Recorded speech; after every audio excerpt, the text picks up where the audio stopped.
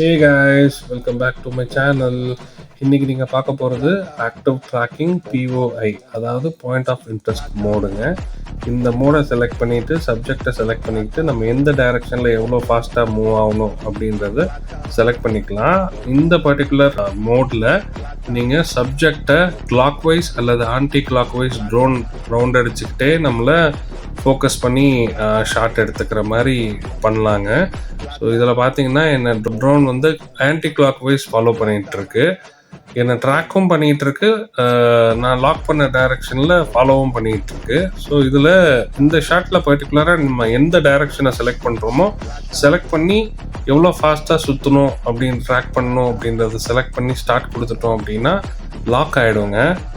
இது வந்து ஸ்டாப் பண்ணிவிட்டு திரும்பி நம்ம சேஞ்ச் பண்ணிக்கலாம். இந்த பர்டிகுலர் ஷாட்ஸ் வந்து சினிமாவில் நிறையா இடத்துல யூஸ் பண்ணுவாங்க. அதில் ஒரு எக்ஸாம்பிள் ஷாட் வந்து நான் இந்த வீடியோவோட எண்டில் கொடுத்துருக்கேன்.